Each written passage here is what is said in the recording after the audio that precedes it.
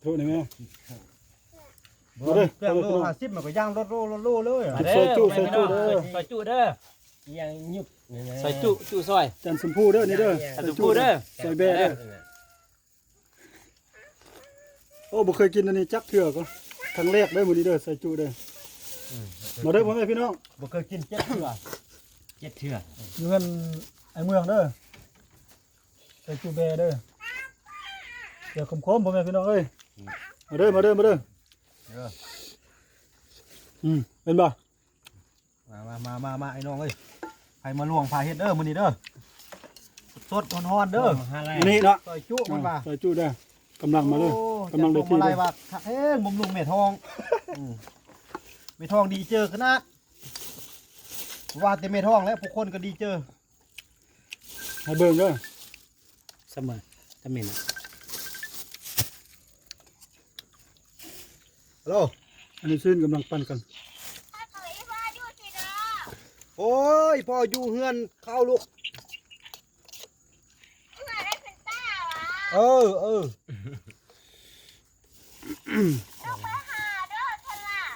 ลูกจะมานำบ่เด้อ เฮ็ดอัน ลูกไปนำบ่เด้อสินะลูกจะไปนำบ่เด้ออันย่างไปหั่นน่ะ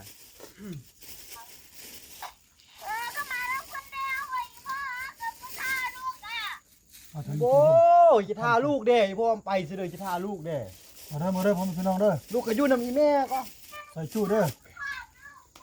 อันนี้บ่แม่นซอยจุอันนี้มันต้มไส้กับเครื่องในเด้อ ลูกก็อยู่นำอีแม่นก็อีแม่บ่ได้อยู่นำ โอ้เอ้ยนี่น่ะอ่า น่าสนใจ นี่แหละ ตะกล้องนะ โอ้ยเฮ็ดก็จิค่อยเฮ็ดเมื่อย างก็ติดตามเฟซจ้ะติดตามอันยูทูบจ้ะ โอ้ยกินแมว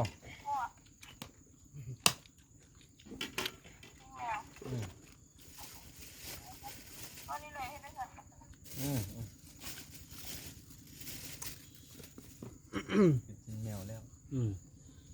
เอาแม่เด้อนี่เอาลายนี่มือเดียว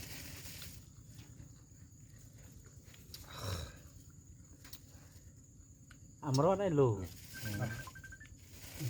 แกนเรียนรอดลูเลอะอยู่หน่อยย่างหน่อยเรื่องหน่อยย่างอำรอดหน่อยจีเราดิน้ำเมื่อก็ย่าเต็มเรียงเลย ยุบแตงอันรอดลูกโค เอาละรอดลูแล้วรอดลูเลย เครื่องลบลาย ฮัลโหลโอ้เอาก็จึงเอาเอ็มจะน้อยมาแรงจะน้อยก้อยกองเมื่อค่อยจึง รอดเลยว่า น้องเด็ก น้องเด็ก น้อ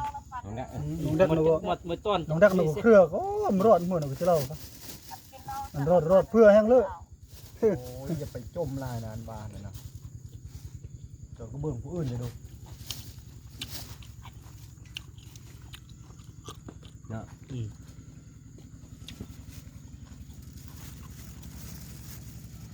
อ๋อสมจันทร์จุกกล้องเลยสมจันทร์เลย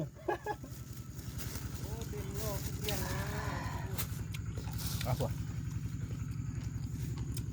ตะบอดัก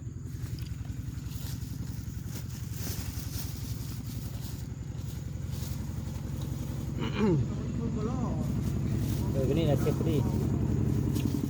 ยังกล้องแตก เฮ้ยเด็ก สมจันทร์รถเมล์แล้วก็เฮ้ยเกินนี่มันมาเดี๋ยวลองเกี่ยวโอ้โห แล้วมันบุญอันบุญไงบุญ เนี่ยนะ เป็นมือ มันก็ยังโอ้บุยคน เลยก็ พวกนี่บ่ มือเลย เจ้าพวกเนี่ยเจ้ายูทูบ เด็กๆกระดิ่ง กองปินมาทางนี้ซะ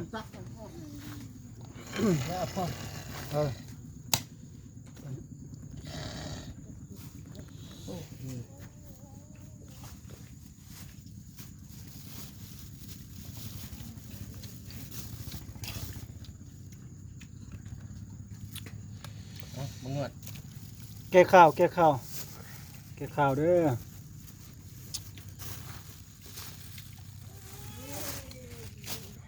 เอาเลยได้เจ้าสุบจันทร์แกมาได้ เดือนนี้ยังมาก แกเบาเท้าเด้อแกเบาเพิ่มนี่เบาสมชันนี่ เบาเฮินสำหรับเบาเฮินหยัดเราอาจารย์ เบากระเทิน เบาเฮินนี่มันแต่หยัด โอ้ ไม่ยังแต่ว่าทำว่า ดะบ่ดะเสียกันนะเอ้ย เอื้อไปผูกได้ดิเอื้อไปผูกไอ้บนนี่มาเลยดิ เป็นสี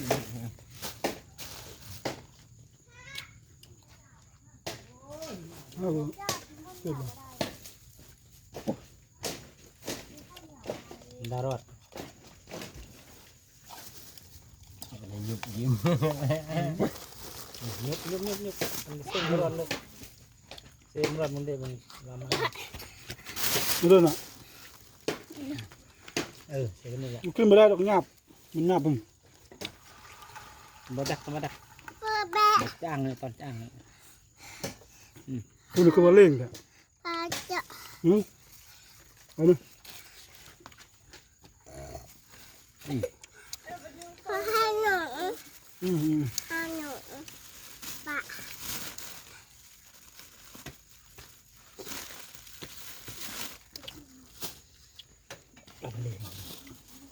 กำลังปั่นซีนเด้อเป็นพูดเด้อตัวใดต้องการเอากินแบะโลนึง จ้างเพื่อจะรูด โลนึง50,000กีบ ก็นี่แหละจะรูดเลยดักจะบอกอีกเสียกันนี่ก็นี่แหละเสียเลยไม่ได้น้องดัก บ่ละคิดดีบ่ละเปลี่ยนมัน